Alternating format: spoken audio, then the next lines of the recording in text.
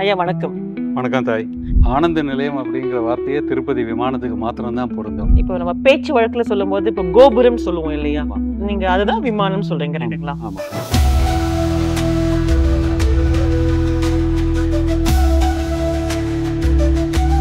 எப்படி இது உருவாக்கப்படுது ஆக்சுவலா?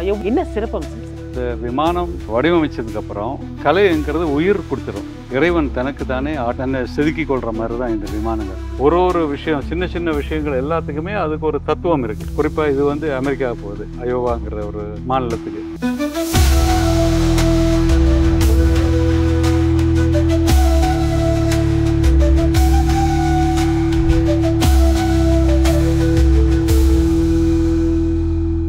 டிஎம் பார்வையாளர்களுக்கு வணக்கம். நம்ம தொடர்ந்து பல முக்கியமான விஷயங்களை பார்த்துக்கிட்டு இருக்கோம். அதுல ரொம்ப சுவாரஸ்யமா சொல்லணும் அப்படின்னா, நான் இப்ப நிக்கக்கூடிய இடத்துல இருந்து எனக்குடைய பேக்டாப் என்ன இருக்குன்னு பார்ப்பீங்க.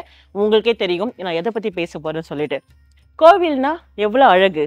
பார்த்த உடனே வணங்காம இருப்போமா, இல்ல ரசிக்காம தான் இருப்போமா? அதையெல்லாம் தாண்டி நம்ம கோபுரங்கள் பார்த்த உடனே நமக்கு பிரம்மாண்டமா கண்முன்ன தெரிவது ஒரே ஒரு விஷயம், அந்த ஆனந்த நிலையம்தான். அப்படிப்பட்ட ஒரு ஆனந்த நிலையத்தை எப்படியெல்லாம் தயாரிக்கிறாங்க. இங்க மட்டும் கிடையாது, நம்ம இந்தியாவை தாண்டி உலக நாடுகளுக்கு நம்ம இந்தியால இருந்து குறிப்பா தமிழ்நாட்டுல இருந்து தயாரிக்கப்பட்டு அனுப்பப்படுது அப்படின்ற ஒரு முக்கியமான விஷயம் நிறைய பேருக்கு தெரிஞ்சாலும் கூட, இதுல இருக்கக்கூடிய பல சுவாரஸ்யமான விஷயங்களை இன்னைக்கு நம்ம சேனல் மூலமா தெரிஞ்சுக்கலாம். வாங்க அதை பத்தி முழு விவரத்தை இதெல்லாம் அழகா நேர்த்தியா செஞ்சு கிட்டத்தட்ட 37 வருஷத்துக்கும் மேலா இந்த ஃபீல்டுல இருந்துகிட்டு கலக்கிக்கிட்டு இருக்கக்கூடிய இந்து டெம்பிள் ஆர்கிடெக்ட் திரு பாலகுமார் அவர்களை சந்திக்கலாம். ஐயா வணக்கம். வணக்கம் தாய். ரொம்ப சந்தோஷம் உங்களை பார்த்ததுல. அதோட ரெட்டிப்பு சந்தோஷம். நாங்கள் நிறைய இன்டர்வியூ பண்ணுறோம், நிறைய விஷயங்கள் தொடர்ந்து பார்க்குறோம். ஆனால் வந்துட்டு ரொம்ப இன்ட்ரெஸ்டிங்கான விஷயம், ரொம்ப ஆர்வமாக உங்களுடைய செயல்பாடுகளை பற்றி தெரிஞ்சுக்கணும் அப்படின்றதுக்காக தான். நீங்கள் ஆனந்த நிலையம் பற்றி ஃபஸ்ட்டு நீங்களா மக்களுக்கு என்ன சொல்ல விரும்புகிறீங்கன்னு சொல்லிட்டு 2 வார்த்தை சொல்லுங்கள். ரொம்ப சந்தோஷம் நீங்கள் இவ்வளோ தூரம் எஃபர்ட் எடுத்து வந்ததுக்கு. ஆனந்த நிலையம் அப்படிங்கிற வார்த்தையே திருப்பதி விமானத்துக்கு மாத்திரம்தான் பொருந்தும். அது ஏன்னா இப்போது பொதுவாக வந்து எல்லா வகையான பொருட்களும் சடப்பொருட்கள்னு சொல்லுவாங்க. இந்த விமானம் போல், கோவில் போல் எதுவாக இருந்தாலும் கல், மண் இது போன்ற பொருட்களில் தான் செய்வாங்க. ஆனால் அந்த விமானம் அப்படிங்கிறத வடிவமைச்சதுக்கப்புறம் கலைங்கிறது உயிர் கொடுத்துரும். அந்த கலைக்கு உயிர் கொடுக்குற மாதிரி தான் இந்த மாதிரியான ஒரு வடிவமைப்பு வந்து இறைவன் தனக்கு தானே தன்னை செதுக்கி கொள்கிற மாதிரி தான் இந்த விமானங்கள். ஸோ இதை பார்க்கும்போது மனிதனுக்கு எல்லா வகையான நற்கதியும் இதில் கிடைக்கிறது மாத்திரம் இல்லாமல், அந்த தன்னை சுத்தப்படுத்திக்கிறதுக்கும், ஒரு மனசில் எந்த ஒரு சூழ்நிலைக்கு வந்தாலும் அந்த இறைவன்கிட்ட போய் பார்த்த உடனே மனசு லேசாகி துன்பங்கள் கரைகிற மாதிரி அந்த ஒரு உணர்வு வேறு ஏற்படுத்துறதுக்காக ஆலயங்கள் முக்கியம். அதுலேயும் விமானம் எங்கே இருந்த தொலைவில் இருந்து பார்த்தாலும் பார்வைக்காக மாத்திரமில்லை, அதை பறைசாற்றுற ஒரு அதிமுக்கியமான. இப்போ நம்ம பேச்சு வழக்குல சொல்லும்போது இப்போ கோபுரம் சொல்லுவோம் இல்லையா? நீங்க அதுதான் விமானம் சொல்றீங்க இல்லைங்களா? ஆமா, அதுதான் சரியான வார்த்தை. ஆனா நீங்க சொல்லும்போது சொன்னீங்க திருப்பதிக்கு மட்டும் தான் பொருந்தும்னு சொன்னீங்க. திருப்பதி ஆனந்த நிலையம்ங்கிற வார்த்தை வந்து திருப்பதி விமானத்தை மாத்திரம் குறிக்கும். ஒரு விமானத்துக்கும் ஒரு பேர் வச்சிருப்பாங்க. ஸ்ரீரங்கத்தில் வந்து ஓங்கார விமானம்னு பேர். இப்படி ஒவ்வொரு விமானத்துக்கும் கோர்வையா உடனே சொல்லலைன்னா கூட திருப்பதி விமானத்துக்கு ஆனந்த நிலையம்னு பேர். அதில் சொல்லப்பட்டிருக்கிற விஷயங்கள், அதில் சொல்லப்பட்ட ஒரு விஷயம், சின்ன சின்ன விஷயங்கள் எல்லாத்துக்குமே அதுக்கு ஒரு தத்துவம் இருக்குது, அதுக்கு ஒரு தாத்பரியம் இருக்குது. அந்த தாத்பரியத்தை குறையாமல் அதில் என்ன இருக்கோ அது அப்படியே வரணும் அப்படிங்கிறது நம்மளை மாதிரி தூர தேசத்தில் போய் இருக்கிறவங்க, குறிப்பாக இது வந்து அமெரிக்கா போகுது, அயோவாங்கிற ஒரு நாட்டுக்கு, மாநிலத்துக்கு. அவங்க வந்து அங்கே என்ன இருக்கோ அது அப்படியே வேணும் அப்படின்னு கேட்டதுக்காக ஒரு இன்ச் பை இன்ச்சாக அதை அனுபவித்து அதை செய்கிறதுக்கு செஞ்சுருக்கீங்க. அதை பார்த்து செய்கிறதுக்கு நிறைய பேர் இதுக்கு உழைச்சிருக்கிறாங்க.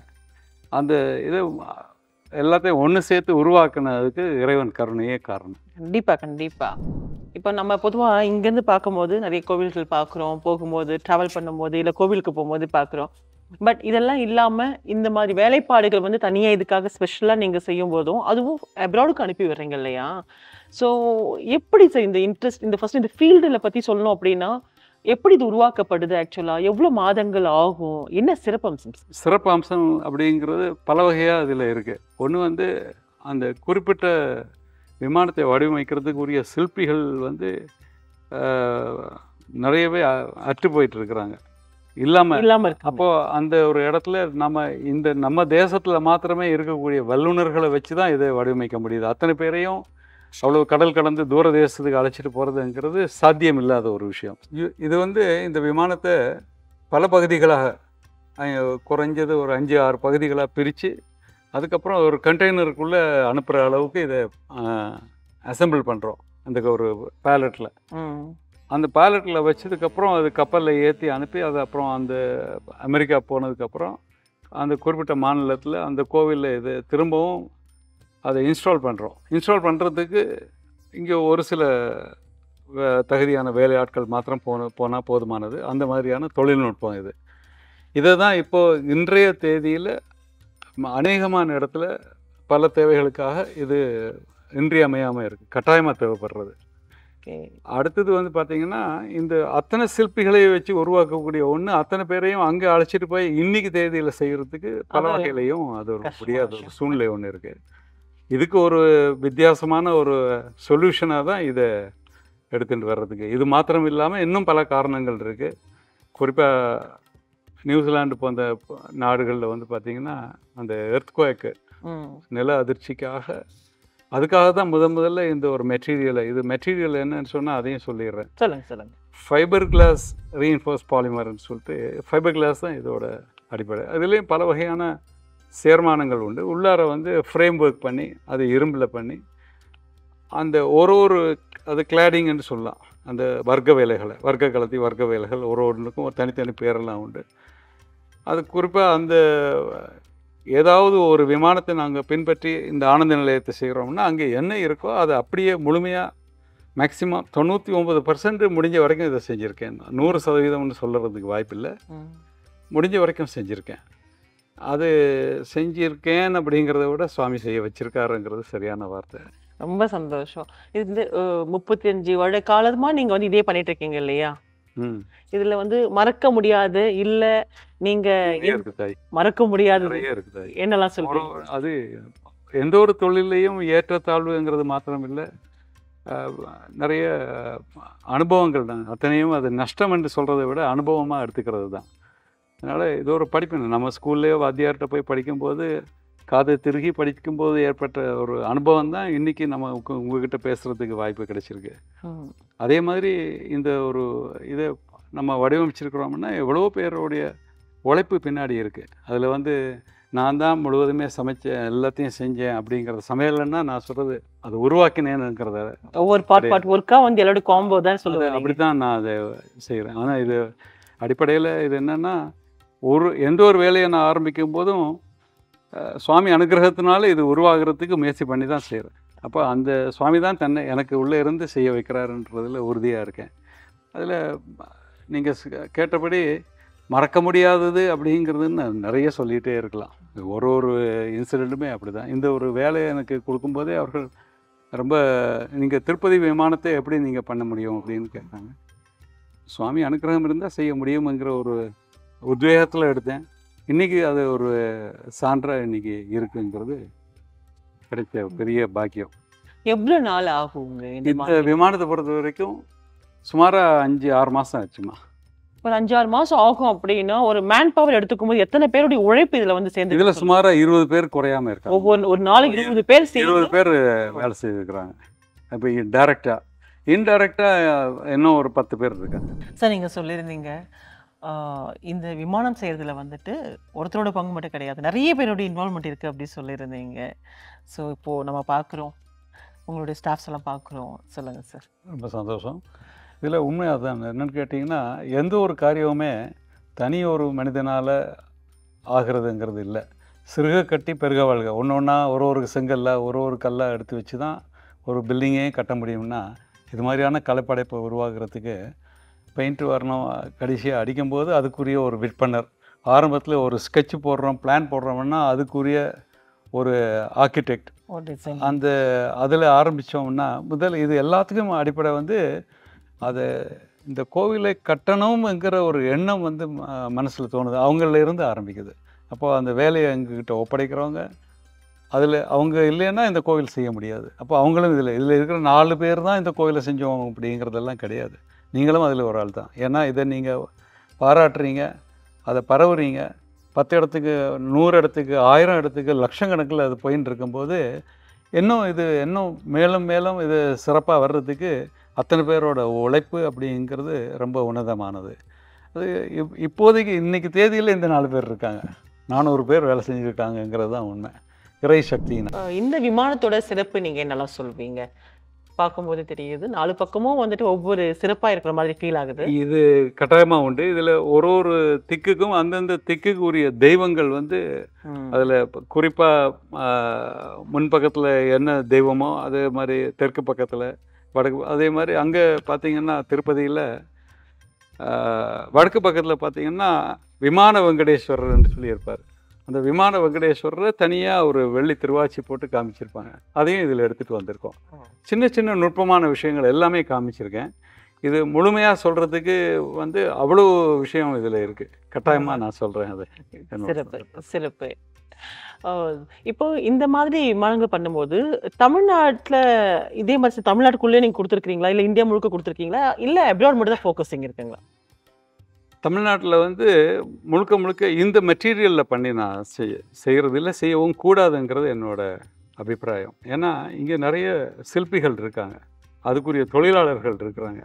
இது எப்படி இருந்தாலும் கடைசியாக மோல்டில் இருந்து அச்சு பிரதி எடுத்து செய்கிறதுங்கிற ஒரு மெத்தேடில் வருது. அதில் இல்லாமல் இந்த மெட்டீரியல் வந்து இதுக்கு காலங்காலமாக செய்யப்பட்ட மெட்டீரியல் கிடையாது. இன்றைக்கி தேதியில் பல பேர் அதில் இப்போ ஆர்வம் காட்டி செய்துட்டு வராங்க.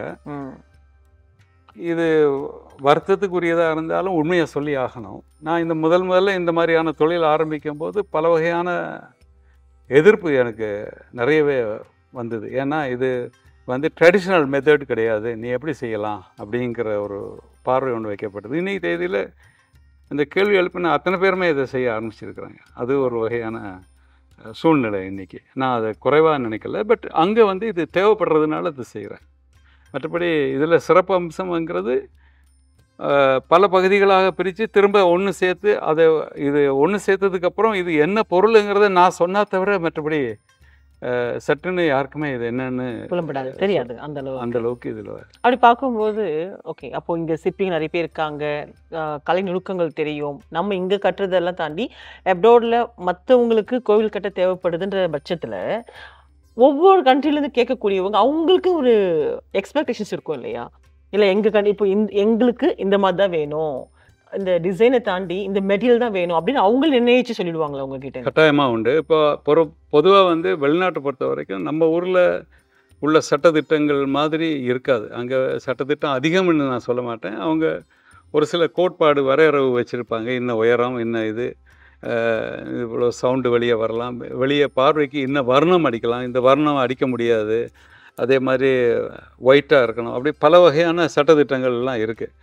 அந்த சட்டத்திட்டங்களுக்கு அமைய அதன்படி அவங்க அதுக்கு ஒரு பிளான் ஒன்று எழுதி என்ன உயரம் என்ன சகலதையும் கொடுத்து அந்த கவுண்டியில் ஒரு பெர்மிட்னு சொல்லி ஒன்று வாங்கி அதுக்கு உட்பட்டு தான் இதை நான் செய்ய முடியும். அது இல்லாமல் இதோட வெயிட் எவ்வளவு அப்படிங்கிறதையும் கட்டாயமாக கேட்குறாங்க. அங்கே 2 வகையான கட்டுமானம் உண்டு. ஒன்று வந்து ஏ டைப், பி டைப்னு சொல்லிட்டு முழுக்க காங்கிரீட் கலவை. இன்னொன்று வந்து மரத்தினால் கட்டிட்டு உள்ளுக்கு அது கோர் ஸ்ட்ரக்சர் வந்து மரத்தில் இருக்கும். அப்போ வெயிட் லிமிட் வந்து ரொம்ப கம்மியாக தான் இருக்கும். இப்போ இந்த சாதாரணமாக இந்த ஆனந்த நிலையத்தை பண்ணால் குறைஞ்சது ஒரு 10லேருந்து 15 டன்னு வரைக்கும் இது வரக்கூடும் அனுமானமாக. ஆனால் இது ஒரு 2 டன்னுக்குள்ளே தான் இதோட ஸ்ட்ரக்சர் எல்லாம் சேர்த்து உள்ளே வைக்கக்கூடிய ஸ்ட்ரக்சர்னா அந்த சென்ட்ரலில் வரக்கூடிய பீம் எல்லாத்தையும் சேர்த்துமே ஒரு 2 டன்னு அந்தளவுக்கு செய்யும். அதோட லைஃப் டைமும் எனக்கு தெரிஞ்சு நீண்ட நெடுங்காலம் சிமெண்ட்டு கட்டப்பட்ட ஒரு விமானத்துக்கு ஈக்குவலாகவோ இல்லை அதை விட அதிகமாகவோ இருக்கிறதுக்கு வாய்ப்பு இருக்குது. ஸோ அப்போது அந்த ஒரு ஸ்ட்ராங் வந்து நீங்கள் ஒரு 10 டன்லேருந்து ஒரு 2 டன்னுக்குள்ளே கொடுக்குறீங்க அப்படின்னா அந்த அளவுக்கு ஒரு குவாலிட்டி கொடுக்கறதுக்கு மெட்டீரியல் நீங்கள் பக்காவாக யூஸ் பண்ணுறீங்க. அந்த மெட்டீரியல் அதுக்குரிய மெட்டீரியல் யூஸ் பண்ணுறது, அதுக்கான வெயிட் கம்மியாக இருக்கலாம், பட் மெட்டீரியல் ஸ்ட்ரென்த் அதிகம், ரொம்ப அதிகம். அது இப்போ சொல்லப்போனால் கடலில் இருக்கக்கூடிய பல போட்களில் இருந்து விண்மில்லுக்கு உபயோகப்படுத்துகிற அந்த காற்றாடி மின் உற்பத்தி பண்ணுறாங்க இல்லையா, அதெல்லாமே இந்த மெட்டீரியல் தான் பேஸ் மெட்டீரியல். இதில் நிறைய ரா மெட்டீரியல் வேறு இருக்கலாம். But basic material fibre class அப்படிங்கிறது. ஏன்னா அது ரொம்ப இலகுவானது, வெயிட் கம்மியானது, ஆனால் உறுதி அதிகம், ஓகே. லைஃப் அதிகம் அப்படிங்கிறது. இதை வந்து பொதுவாக ஏன் ஆரம்பத்தில் ஏன்னா வெறும் பிளெயினாக உள்ள ஸ்ட்ரக்சர் தான் நிறைய செஞ்சுட்டு இருந்தாங்க. இது முதல்ல இது இந்த மாதிரி இதை எடுத்துகிட்டு வர முடியும் அப்படிங்கிறத எடுத்துகிட்டு வர்றதுக்கு இறைவன் ஒரு அருள் இருந்தால் மட்டும் தான் செய்ய முடியும். யோஜனையை கொடுத்துருக்காரு. ஸோ நம்ம அழகான இந்த விமானம் பற்றி நம்ம பேசியிருந்தோம். ரொம்ப நல்லா இருக்குது பார்க்கும்போதே. இன்னும் இந்த கலர் காம்போ தொட்டு பார்க்கும்போது அந்த ஒரு டச் ஃபீல் இருக்கு இல்லையா, ரொம்ப நல்லா இருக்கு. அற்புதமான ஒரு உணர்வு கொடுக்குது. எக்ஸ்பிளைன் பண்ண முடியும்? இதை பற்றி எக்ஸ்பிளைன் பண்ணுங்க. கட்டாயமாக இது ஆனந்த நிலையத்தை எக்ஸ்பிளைன் பண்ணுறதுக்கு எனக்கு தகுதி இல்லை ஃபஸ்ட்டு. ஏன்னா இது அவ்வளோ பெரிய ரிஷிகளாலேயும் சுவாமியாலேயும் உண்டாக்கப்பட்டது. பட் அங்கே என்ன இருக்கோ அதை ஓரளவு நியர்பையாக செஞ்சுருக்கேன். அதனால் எனக்கு தெரிஞ்ச சிற்றறிவை இங்கே சொல்கிறதுக்கு முயற்சி பண்ணுறேன். இது 2 தளமாக பிரிக்கப்பட்டிருக்கு. அதுக்கு மேலே பண்டியல், மேலே ஸ்தூபி. ஸ்தூபி வந்து காப்பரில் செஞ்சு கோல்டு கோட்டிங் பண்ணியிருக்கு. அந்தந்த திக்குக்கு என்னென்ன தெய்வங்கள் உண்டோ, துவாரசக்தி என்னென்ன உண்டோ, அது அங்கே என்னென்னலாம் காமிச்சிருக்காங்களோ அது அப்படியே இதுக்குரிய காரியங்கள் எனக்கு சொல்கிறத விட ஆனந்த நிலையத்தில் என்னென்னலாம் அங்கே காமிச்சிருக்கிறாங்களோ அதை அப்படியே எடுத்துகிட்டு வந்து கொடுத்துருக்கேன் அப்படிங்கிறத தான் சொல்ல முடியும். மற்றது இதில் யூஸ் பண்ண வர்ணங்கள் அல்லது அதோடைய காலம் என்னங்கிறத கேட்டிங்கன்னா, இப்போ வாட்டர் எல்லாம் பட்ட பரவாயில்ல, தண்ணி பட்டா ஒன்றும் ஆகாது. தண்ணி பட்டது மாத்திரமில்லை, இது எந்த ஒரு கால சூழ்நிலைக்கும், அது வெயில் காலமாக இருந்தாலும் சரி, மழை காலமாக இருந்தாலும் சரி, பனிக்காலம், அது குறிப்பாக அமெரிக்கா போன்ற நாடுகளில் வந்து மிக அதிகமான ஸ்னோ வந்து அக்குமுலேட் ஆகும் மேலே. இது மொத்தத்தில் ஒரு சமயத்தில் பார்த்திங்கன்னா இந்த ஆனந்த நிலையமே வெள்ளை ஆனந்த நிலையமாக ஆகிடும். வெள்ளி பனிமலை மாதிரி தோட்டத்துக்கு வந்துடும். அப்போ அந்த இடத்துல அவ்வளோ -40, 60 போனதுக்கப்புறம் கூட இது நல்லா விஸ்டாண்ட் பண்ணுறது மாத்திரம் இல்லாமல் அந்த வர்ணங்கள் நீடித்து பல வருஷம் ஆனாலும், எனக்கு தெரிஞ்சு இது ஒரு 30-40 வருஷம் ஆனாலும் இது கெட்டு போகாதுன்னு நான் அந்த ஒரு அடிப்படையில் தான் இந்த வர்ண வேலையை செஞ்சுருக்கேன். ஏன்னா நீங்கள் ஆல்ரெடி நான் ஒரு 37 வருஷத்துக்கு மேலே கிட்டத்தட்ட 40 வருஷம் கிட்ட எக்ஸ்பீரியன்ஸ் இருக்குது. ஆமாம், இந்த மாதிரி எந்த கம்ப்ளைண்ட்ஸும் ரைஸ் ஆனது இது அதனால் அதுதான் உண்மையான காரணமே அந்த கால நிர்ணயம் சொன்னதுக்கு. டென்மார்க்கில் வந்து நான் ஒரு சுமாராக 35 வருஷத்துக்கு முன்னாடி செய்த ஒரு மிக சாதாரண முறையில் செய்த ஒரு வேலைப்பாடு இன்றைக்கி வரைக்கும் நல்லாயிருக்கு. இன்றைக்கி தேதியில் அதுவும் எக்ஸ்டீரியராக அப்படி இருக்கும்போது அன்னைக்கு வந்து சாதாரண பெயிண்ட் பண்ணது இன்றைக்கி இதுக்கு எக்ஸ்டீரியருங்கிற குவாலிட்டியில் பண்ணுறதுனால இன்னும் நீடித்து இதோட இது வந்து நல்லாவே வரும் அப்படிங்கிற ஒரு நம்பிக்கையில் இதை சொல்கிறேன். ஸோ இப்போது சிற்பங்கள் அப்படின்னு பார்க்கும்போது இதுக்கு எப்படி இந்த டிசைன் பண்ணுறீங்க? அந்த பேட்டர்னுக்கு வந்து இப்போ ரைட்ஸ் ஏதாச்சும் அந்த மாதிரி ஏதாவது இருக்கா? கட்டாயமாக ரைட்ஸ் வந்து சுவாமி உத்தரவு மாத்திரம்தான் நான் வச்சுக்கிறோமே தவிர வேறு யார்கிட்டையும் இதுக்கு ரைட்ஸ் கொடுக்கறதுக்கு ரைட்ஸ் கிடையாது. எப்படி? ஏன்னா இப்போ இன்றைக்கி தேதியில் இந்த ஒரு கோவில் அமைப்பை நாங்கள் உருவாக்குறோம்னா அது ஏற்கனவே சொல்லப்பட்ட விஷயங்கள். ஏற்கனவே தஞ்சை பெரிய கோயிலை வந்து ராஜராஜ சோழன் கட்டினார் அப்படின்னா இப்போது அதை விட அற்புதமான எண்ணங்களோடு அந்த ஸ்தபதி இருந்திருக்காரு. அப்போ அவர் வடிவமைச்சதுக்கு அவர் எங்கேயுமே பேட்டர்ன் அதுக்கு இது பதிவு பண்ணி வைக்கலை. அதை அடியொத்தி தான் நாங்கள் முயற்சி பண்ணி வரோம். இதுவும் கூட அதே மாதிரி தான். அப்பேற்பட்ட மகான்கள் வடிவமைச்சதை முயற்சி பண்ணி கொண்டு வர்றோமே தவிர இதை நான் வந்து பேட்டர்ன் பண்ணுறதுக்கு எனக்கு இது கிடையாது. அதே மாதிரி இதை யாருமே காப்பி பண்ணக்கூடாதுங்கிறத சொல்கிறதுக்கும் நமக்கே ரைட்ஸ் இல்லை. அப்படி கிடையாது. நம்ம ஒன்றை பார்த்து தான் செய்யுது. அந்த காப்பீஸ் தான் இதுவே. அப்படி இருக்கும்போது அதை நல்லா செய்கிறோமாங்கிறது தான் கேள்வி. அப்படி பார்த்தா பல்வேறு துறைகளில் வந்து இன்னைக்கு அந்த ரைட்ஸ் அப்படின்ற ஒரு விஷயம் பெரிய பொருளையே ஏற்படுத்திக்கிட்டு இருக்கு. உண்மைதான். இன்னைக்கு நவீன காலத்தில் அது பெரிய போராட்டமாகவே இருந்துட்டு தான் இருக்குது, இல்லைன்னு நான் சொல்லலை. பட் இந்த ஆன்மீகத்தை பொறுத்த வரைக்கும் அது உள்ளே எடுக்க அது வளர்ந்துட்டு இருக்கிற விஷயமே தவிர இது ஒருத்தர் திருடிட்டு போகிற விஷயம் அல்லன்னு நான் நினைக்கிறேன். சார், மிகப்பெரிய ஒரு வார்த்தைகள் இது எல்லாமே உணர்வு பூர்வமான விஷயங்கள். நீங்கள் ஆரம்பத்திலே சொன்னீங்க இங்கே சிற்பி நிறைய பேர் இருக்காங்க கோவில் கட்டுவதற்கு அப்படி சொல்லியிருந்தீங்க. இப்போது இந்த மாதிரி செய்து மற்ற நாடுகளுக்கு அனுப்புகிறோம் இல்லையா, அது ஒரு பக்கம். பட் அந்தந்த நாடுகள்லேயே இந்த மாதிரி, ஏன்னா இப்போ ஹை டெக்னாலஜியில் ஈஸியாக வந்துட்டு ஒரு சில விஷயம் பண்ண முடியும் அப்படின்னு தெரியும் போது அங்கேயே இருக்கிறவங்க பண்ணாம ஏன் நம்மளை நோக்கி வராங்க அப்படின்னு ஒரு ஏன்னா கேள்வி இருக்கு. இதுக்கு ஒரு சில அடிப்படை விஷயங்கள் இருக்கு. இதோட நீளத்துக்கு தகுந்த அகலம், அகலத்துக்கு தகுந்த உயரம், இத்தனை பங்குமானம்னு சொல்லி இருக்கு. அந்த பங்குமானங்களோட அடிப்படையில் தான் ஒவ்வொரு கோவிலுமே வடிவமைக்கப்படுது. அந்த அடிப்படை விஷயங்களை நான் மனசில் எனக்கு இருந்தால் தான் அது ஏதோ ஒன்று நான் பின்பற்றி எடுத்து போகிறது கூட சரியாக செய்ய முடியும். ஒரு பாஷை தெரியாமல் நீங்கள் குஜராத்தி என்ன பேசுனா நான் பேச முடியாது. அதே மாதிரி தான் இந்த தொழிலில் இதோட அடிப்படை விஷயங்கள் கொஞ்சமாவது எனக்கு தெரிஞ்சிருக்கணும். அது தெரிஞ்சிருந்தால் தான் அதை நான் முழுமையாக செய்ய முடியும்னு நினைக்கிறேன். அதே மாதிரி வெளிநாட்டை பொறுத்த வரைக்கும் ஏன் அவங்க இதை காப்பி பண்ண முடியாதுன்னா இந்த அடிப்படை ஞானம் தான். அதை அவங்க கற்றுக்கிட்டு என்ன செஞ்சாங்கன்னா என்ன சிறப்பு தான். ஒரு வெளிநாட்டில் உள்ளவர்கள் இந்துக்களாக மாறுறது எப்படி எவ்வளோ முக்கியமோ அதே மாதிரி இந்த தொழில் அவங்க மேம்படுத்தி மேலே வந்தாங்கன்னா அதை விட சந்தோஷம் வேறு என்ன இருக்க முடியும். இப்போ நீங்க இந்த 37 வருஷமா பார்த்துக்கிட்டு இருப்பீங்க இல்லையா? இப்போ இந்த மாதிரி மேபி டெக்னாலஜி மாறி வரலாம், இன்னும் இம்ப்ரூவ் ஆயிட்டு இருக்கு. அப்போ இருந்த ஒரு மெத்தட் வேற மாதிரி இருக்கும் இல்லையா? ஸோ இப்போ நீங்க சிமெண்ட்ல செய்யறது, செங்கல்ல செய்யறது, இல்லை வேற ஒரு ஃபேப்ரிக் யூஸ் பண்ணிட்டு இருக்கிறதெல்லாம் அடுத்தடுத்த லெவலாக இருக்கு. இதுல வந்து எந்த மாதிரி ஒரு மாற்றத்தை நீங்க உணர்ந்து வரீங்க? ஸ்டார்டிங்ல எல்லாம் இருக்கக்கூடிய அந்த ஒரு எக்ஸ்பெக்டேஷன்ஸோ இல்லை அதிக ஒரு வாண்டட் இருக்கு அப்படின்ற மாதிரி இருக்கா? இல்லை இப்போ நாளுக்கு நாள் வந்து நிறைய வாண்டட் இந்த மாதிரி செய்யறதுக்கு இருக்குன்னு எடுத்துக்கிறீங்களா? நாளுக்கு நாள் கட்டாயமாக இதுக்கு வாண்டட் நிறையவே இருக்குது. ஆனால் இதுலேயும் சில மாற்றங்கள் வந்து திரும்ப திரும்ப தேவைப்படுறது. தன்னை புதுப்பிச்சுட்டே இருக்க வேண்டிய ஒரு கட்டாயமும் தேவையும் உலகம் பூராவே இருக்கிற ஒரு விஷயந்தான். நான் புதுசாக சொல்லலை.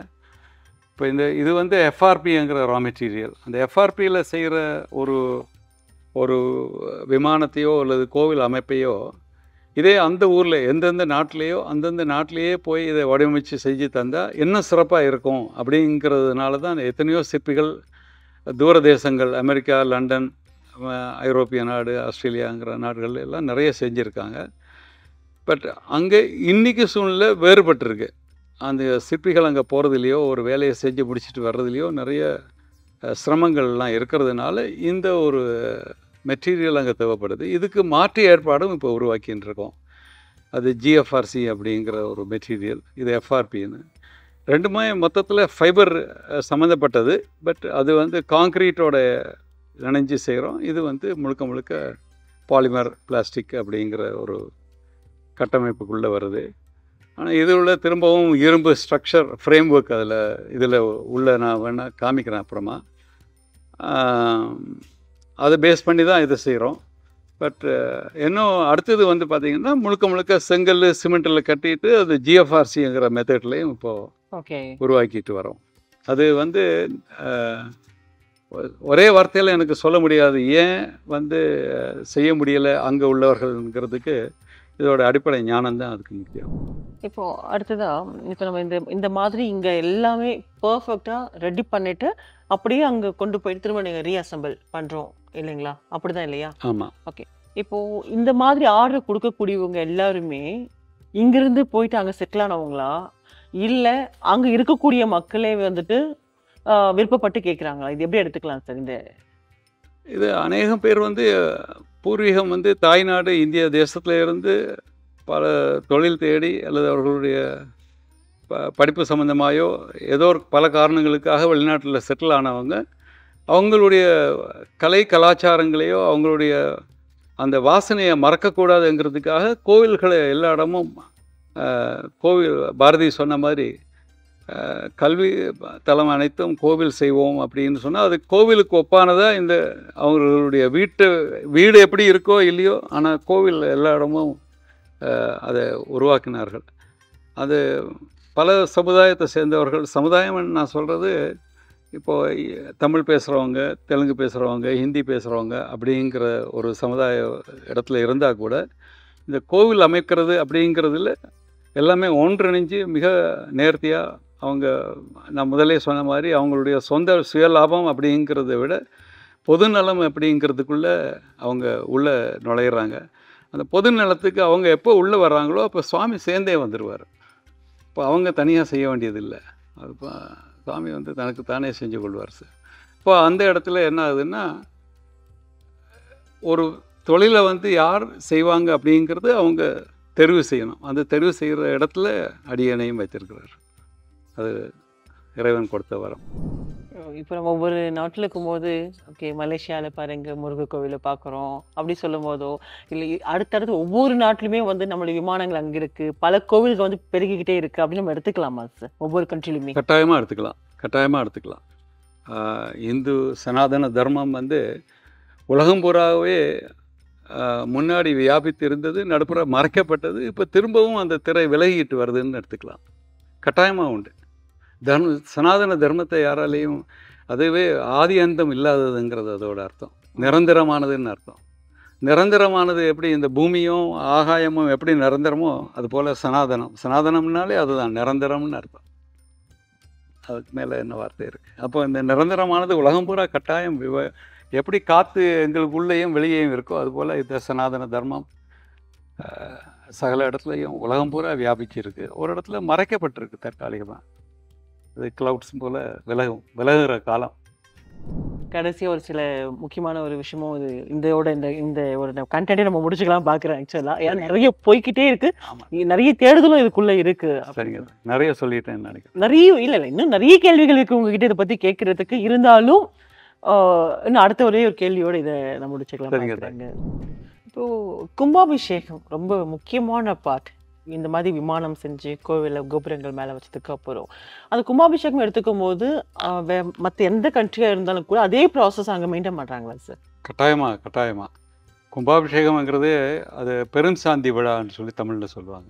அந்த சாந்திங்கிறதே சகல ஜீவராசிகளுக்கும் சகல சுபீட்சங்களும் தர்மமும் நியாயமும் அமைதியும் நிலை பெறணும் அப்படிங்கிற ஒரே காரணத்துக்காக அதான் 12 வருஷத்துக்கு ஒரு தடவை மீண்டும் மீண்டும் அதை பேட்ரி சார்ஜ் பண்ணுற மாதிரி அந்த சுவாமிக்கு சார்ஜ் பண்ணுறதில்ல, நம்ம எல்லாருமே நம்ம அத்தனை ஜீவன்களுமே அதை அனுபவிக்கணுங்கிற ஒரு காரணத்துக்காக நிகழ்த்தப்படுற ஒரு விஷயம். அதில் நிறைய தத்துவங்கள் இருக்குது. எனக்கு என்னோடய சிற்றறிவுக்கு தெரிஞ்ச வரைக்கும் அந்த ஒரு ஊரில் அந்த கோவில் இல்லாத ஊரில் குடியிருக்க வேணாம் அப்படின்னு சொல்லுவாங்க. அந்த கோவிலுங்கிறதே பல வகையான எக்கனாமி அடிப்படையில் உருவாக்கப்படுறது தான். அதில் வந்து பார்த்திங்கன்னா எத்தனையோ தர்மங்கள் சொல்லப்பட்டிருக்கு. அந்த கலை கலாச்சாரம் நம்ம அடுத்த ஜென்ரேஷனுக்கு எடுத்துகிட்டு வந்து அதை திரும்ப ஒப்படைக்கிறோம். அதை நம்ம இன்றைக்கி அனுபவிக்கிற அத்தனை விருஷங்களும் என்னோட தாத்தாவும் முப்பாட்டனும் பண்ண ஒரு பொருளை நான் இன்றைக்கி அனுபவிக்கிற மாதிரி இந்த கோவில் அப்படிங்கிறதும் அது போல தான். அப்போ அந்த ஜீர்ணோத்தாரணம் புனருத்தாரணம் அப்படிங்கிற பல வகையான முறைகள் வந்து கும்பாபிஷேகத்தில் சொல்லப்பட்டிருக்கு. முதல்ல புதுசாக வந்து உருவாக்கப்படும் போது அது ஒரு வகையாக சொல்வார்கள். திரும்ப ரெண்டாவது அதுக்கு புனருத்தாரணம் திரும்பவும் கட்டமைச்சு அதை சரிப்படுத்தி அதில் உள்ள நிறை குறைகளை தற்காலத்துக்கு தேவையானபடி அதை அமைச்சிக்கிறது அப்படிங்கிற முறைகளில் அது மாறுபடும். அதில் ஒரு ரொம்ப விசேஷமாக நான் அனுபவித்த விஷயம் என்னென்னா, நம்ம மக்கள் அங்கே இன்வால்வ் ஆகிறது அப்படிங்கிறது ஒன்று. அந்த மக்களுடைய அடுத்த ஜென்ரேஷன் அதில் இன்வால்வ் ஆகுறாங்க. அது இல்லாமல் அந்த பூர்வக்குடிகள், இப்போது வெள்ளைக்காரர்களோ அல்லது கருப்பின மக்களோ அல்லது வேறு எந்த ஒரு தேசத்து அந்த பூர்வ மக்களே அதில் ஒன்றிணைஞ்சு அதை கேட்டு அதை ஆனந்தித்து அதை பருகுறாங்க. அது அவ்வளோ சொர்க்கமாக அதை நினச்சி வந்து அதை அனுபவிக்கிறாங்க. அவர்களுடைய இன்வால்மெண்ட் பார்க்கும்போது நம்ம கூட அந்தளவுக்கு அதில் எடுத்து செய்வோமாங்கிறது சந்தேகத்துக்குரியது. அப்போ அந்த கும்பாபிஷேகம்ங்கிறது அந்தந்த ஊரில் அந்தந்த தேசத்துலேயே இருக்கிற அநேகம் சிவாச்சாரியார்களோ அல்லது பட்டாச்சாரியார்களோ அல்லது அந்த எந்த ஒரு வழிபாட்டு தலத்துக்கு உரிய அந்த ஆச்சாரியன் வந்து கட்டாயமாக அதை மிக தெளிவாக சிறப்பாக செய்து வைக்கிறார்கள். அந்த ஊர் மக்களுடைய அனுசரணை அதில் இருக்குது. எக்கனாமிங்கிறது மிகப்பெரிய அளவில் அதில் தீர்மானிக்கப்படுது. அந்த காலத்தில் அதை வந்து திரவியங்களை வந்து என்னென்ன பாகமாக பிரிக்கப்படுறது அப்படிங்கிற ஒரு கும்பாபிஷேகம்னா இது பிளான் பண்ணிக்கிறாங்க முதல்ல. இது என்ன தேவைக்கு இவ்வளவு, இதுக்கு என்ன, இப்போ இங்கே பட்ஜெட் போடுற மாதிரி அந்த பட்ஜெட் போட்டு அவங்க அதில் அந்த கும்பாபிஷேகத்தை சிறப்பு பண்ணதுக்கப்புறம் அதில் வரக்கூடிய இன்கமும் அதில் வரக்கூடிய பொருளும் அதில் வரக்கூடிய சகல விஷயங்களுமே அதே மக்களுக்கு திரும்ப பல வகையாக அது ஸ்ப்ரெட் ஆகி அதை திரும்பவும் அதை திரும்ப கொடுக்குறாங்க. அந்த ஒரு இடம் வந்து ஒரு அற்புதமான வடிவமைப்பு. சில மிக குறைவான பொருட்செலவில் அது கம்பேர் பண்ணி பார்த்திங்கன்னா ஒரு 10% தான் இருக்கும் அந்த கும்பாபிஷேகம் கோவில் கட்டினதுக்கு. அதை அனுபவிக்கிறது அதனால் ஏற்படக்கூடிய மக்கள் நிறைய பேர் அதுக்காக நிறைய அது வியாபார சம்பந்தமான விஷயங்கள் எல்லாம் செய்கிறாங்க. அதில் ஒரு 10 எத்தனையோ குடும்பங்கள் அதில் பிழைக்குது. அதில் பார்த்திங்கன்னா ஜாதி மத இன எந்த ஒரு வேறுபாடுமே கிடையாது. அப்போ அது எல்லாத்துக்குமே ஆணி வேற இருக்கிறது இது போன்ற ஒரு அமைப்பும் அந்த அமைப்பை ஒட்டிய அந்த கும்பாபிஷேக நிகழ்ச்சியும் தான். அது சில இடங்களில் இங்கேருந்து இந்திய தேசத்தில் இருந்து கூட நிறைய சிவாச்சாரியர்கள் போய் அதை நிறைவு செய்கிறார்கள். அவர்களுடைய அர்ப்பணிப்பும் மக்களுடைய அபிமானமும் மிக சிறப்பாக எல்லா இடமுமே நல்லா நடந்துட்டுருக்கு. உலகம் முழுக்க ஆன்மீகம் நிறைந்திருக்கு அப்படின்னு நீங்கள் சொல்கிறீங்க இல்லையா? நல்லா நல்லா நல்லா. அது மட்டும் இல்லாமல் இன்னும் பல வருடங்களுக்கு மற்றொரு நாட்டுக்கு கொண்டு சென்று அங்கே பல வருடங்களுக்கு இருக்கக்கூடிய நம்ம விமானம் முன்னாடி நின்று பேசிக்கிட்டு இருக்கோம். ஸோ அங்கே போகிறதுக்கு முன்னாடி இன்றைக்கி இந்த அற்புதமான காட்சியை பார்த்ததில் எங்களுக்கும் ரொம்ப ஒரு சிறப்பான ஒரு தருணமாக உணர்றேங்க ஐயா. ரொம்ப சந்தோஷம். நிறைய பேர் நம்ம மக்களுக்கு தெரியாது இப்படியெல்லாம் கூட செய்ய முடியுதா, நம்ம மட்டும் தான் கோவில் பார்த்துட்ருக்கோம், பல நாடுகள் கோவிலெல்லாம் இருக்கா, இருந்தால் இங்கே இருந்தெல்லாம் அனுப்பப்படுறாங்களா அப்படின்னு ரொம்ப ஆச்சரியமாக பார்க்கக்கூடிய. முன்னாடியே நிறைய இருக்குது. நான் தான் முதல்ல பண்ணேங்கிறதெல்லாம் கிடையாது. இதுக்கு முன்னாடியே நிறைய பெரிய பல வகையான ஸ்தபதிகள் நிறைய செஞ்சுருக்குறாங்க. நம்ம எல்லாம் ஒரு துரும்புது சமானம். கருங்கல் திருப்பணியே நிறைய செய்திருக்காங்க. முத்தையா ஸ்தபதி, அவருக்கு முன்னாடி கணபதி ஸ்தபதி, அவர்கள் ஆரம்பித்தது தான் இன்றைக்கி கொஞ்சமாக நான் செஞ்சுட்டுருக்கேன்னு சொல்லலாம். அதுதான் உண்மை. உங்களுடைய ஒரு என்ன சொல்கிறீங்க பெருமையே என்ன அப்படின்னா ரொம்ப ஒரு தன்னடக்கமாக இவ்வளோ விஷயம் பண்ணிட்டு பேசியிருக்கீங்க. பெருந்தன்மையை ஒரு காமிக்குது. நன்றி, பல விஷயங்கள் நீங்கள் சொல்லியிருக்கீங்க. வணக்கங்க. வணக்கம்.